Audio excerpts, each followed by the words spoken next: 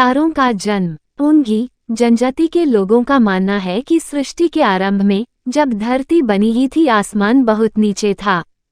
फिर एक दिन सूर्य और चंद्रमा की रचना हुई, लेकिन छलपूर्वक उन्होंने अपना अपना स्थान बदल लिया। वे धरती के और निकट आ गए। उनके इस कृत्य से धरती बुरी तरह गर्म हो गई। इसकी सतह पर गहरी दरारें पड़ गईं। लोगों ने घर से निकलना बंद कर दिया। उन्हें डर था कि तेज धूप के कारण उनका शरीर झुलस जाएगा। झरने और नदियां सब सूख गए। पानी का कहीं नामो निशान न रहा। पशु पक्षी यहाँ से वहां से यहाँ मारे मारे फिरने लगे। एक दिन बुजुर्गों ने विचार विमर्श के लिए एक बैठक बुलाई। उसमें युवकों को भी बुलाया गया। तय पाया गया कि अगर ऐसे ही चलता रहा तो कुछ ही दिनों में धरती पर जीवन नष्ट हो जाएगा।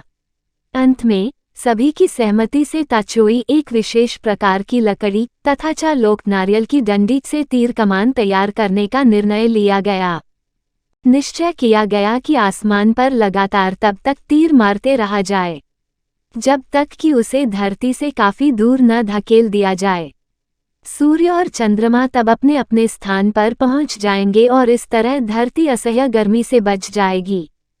तब एक दिन उन्होंने आकाश को तीर मारना शुरू किया, लेकिन उनके सारे तीर आकाश में अटक गए। उनमें से एक भी तीर वापस धरती पर नहीं गिरा। होता यह कि जैसे ही तीर आसमान से टकराता आग निकलती और तारा बन जाती।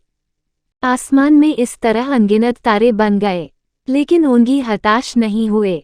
आसमान के साथ साथ उन्होंने सूर्य और चंद्रमा को भी पीछे धकेलने के लिए उन पर तीर मारना जारी रखा।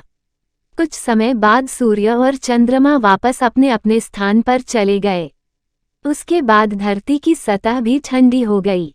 वर्षा होने लगी। झरने और नदियां भरे पूरे बहने लगे।